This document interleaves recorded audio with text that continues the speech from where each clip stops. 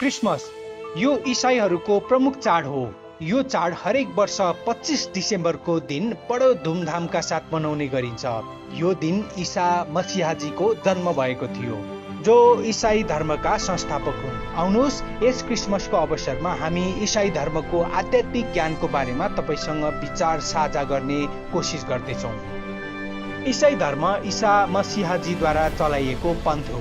इसाई धर्मावलम्बीहरूद्वारा मान्यता प्राप्त आध्यात्मिक पवित्र पुस्तक बाइबल हो। बाइबलमा परमात्माको बारेमा के कस्तो जानकारी दिएको छ, आउनुहोस् आजको यो प्रस्तुति मार्फत थाहा पाउनुहोस्। बाइबल 3 पवित्र पुस्तक तौरत, इन्जिल, जबुरको संग्रह हो।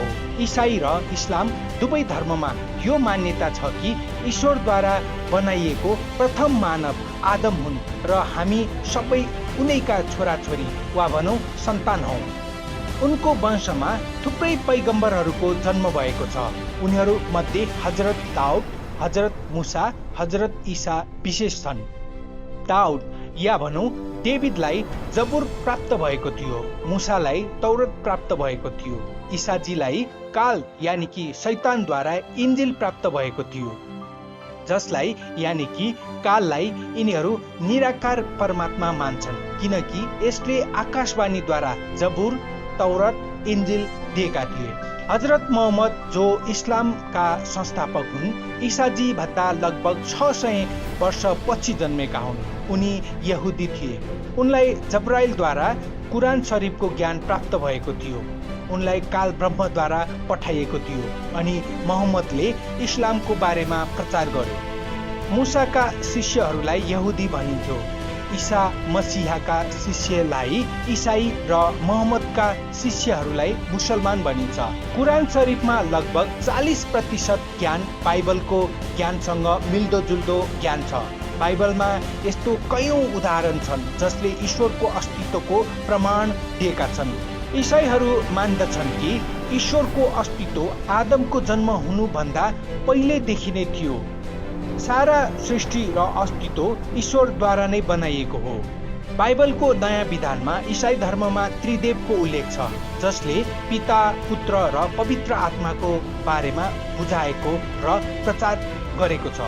6 शताब्दीमा पनि तिनकै बारेमा बताइएको छ अनि यो पनि मान्यता राख्दछ कि परमात्मा यी 3 भन्दा फरक छन्। यस्ता सम्पूर्ण प्रसङ्गहरूको बारेमा सन्त रामपालजी महाराजजीले आफ्नो सत्सङ्गहरूमा थुप्रै कुराहरू प्रमाणका साथ प्रष्ट पारेका छन्।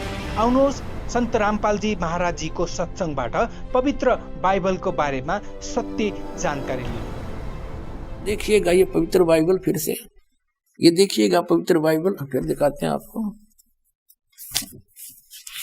ये वही है पवित्र बाइबल, संपूर्ण जीवन अध्ययन बाइबल।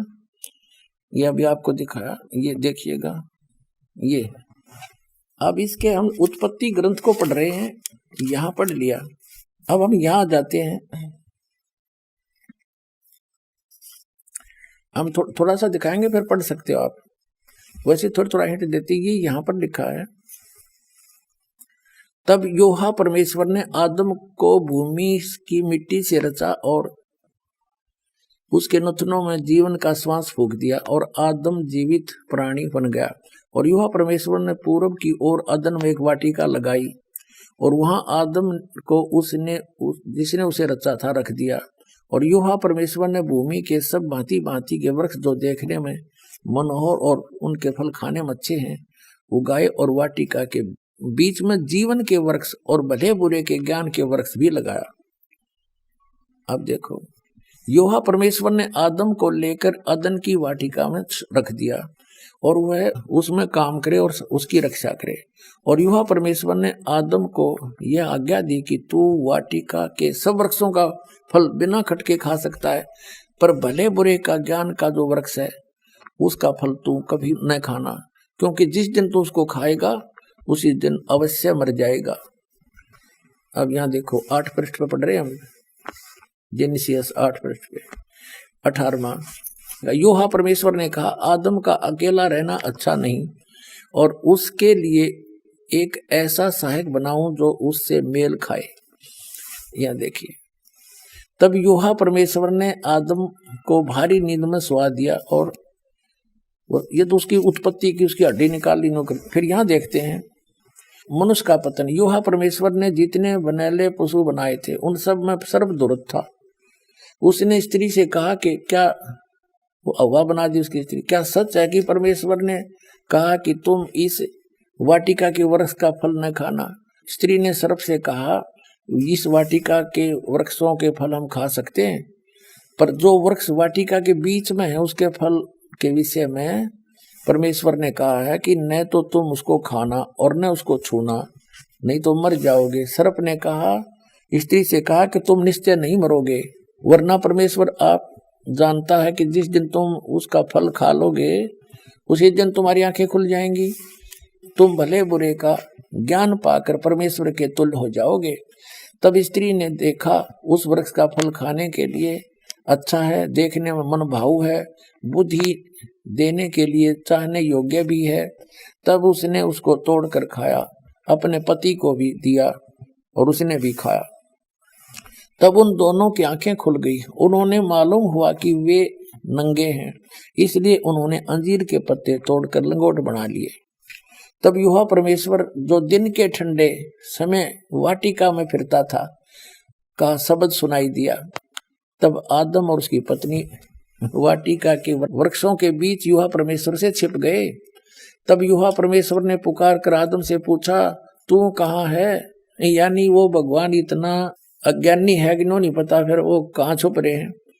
अब और वाटिका में घूमने फिरने लग रहा है। सारे बाइबल के पढ़ने वाले ईसाई यहूदी कहते हैं भगवान तो निराकार है। बताओ अकल है कोई ज्ञान? ये देखो, और इसमें सपट है, घूमा फिर सारी बात कर रहा। युवा परमेश्वर ने पुकार कर आदम से पूछा, तू कहाँ है?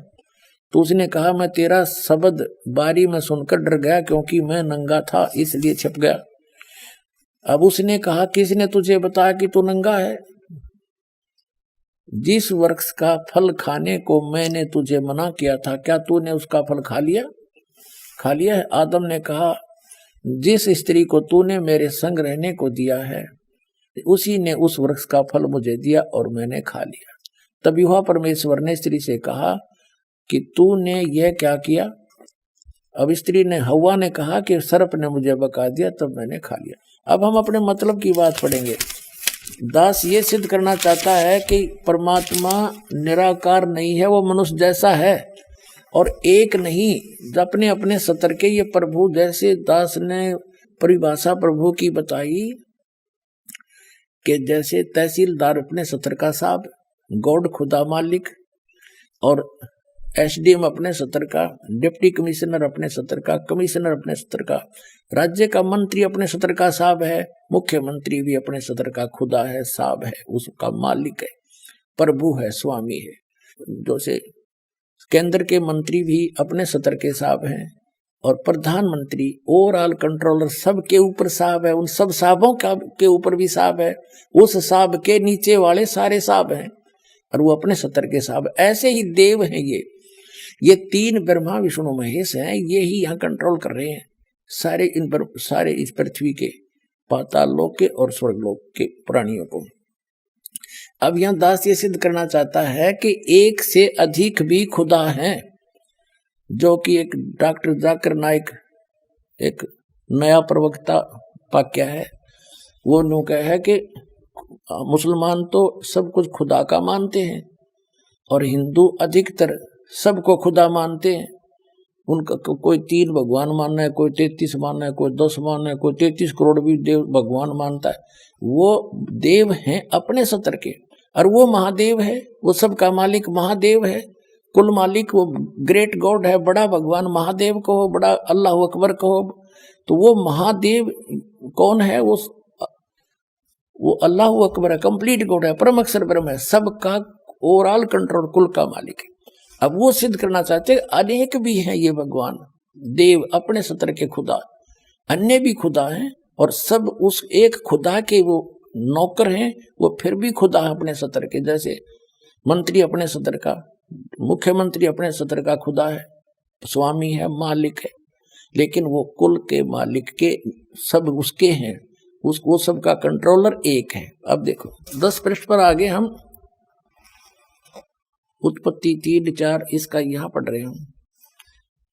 आदम ने अपनी पत्नी का नाम हवा रखा क्योंकि जितने मनुष्य जीवित हैं उन सब की आदि माता हुई। और योहा परमेश्वर ने आदम और उसकी पत्नी के लिए चमड़े के अंगरखे बनाकर उनको पहना दिया। बताओ, अन्यों का निराकार है, उतगेल पीछे पीछे फिर उनके साथ साथ। योहा परमेश्वर ने कहा कि मनुष्य भले बुरे का ज्ञान पाकर हम में से एक के समान हो गया, इसलिए अब ऐसा ना हो कि वह हाथ बढ़ाकर जीवन के वृक्ष का फल भी तोड़ ले के खा ले और सदा जीवित रहे।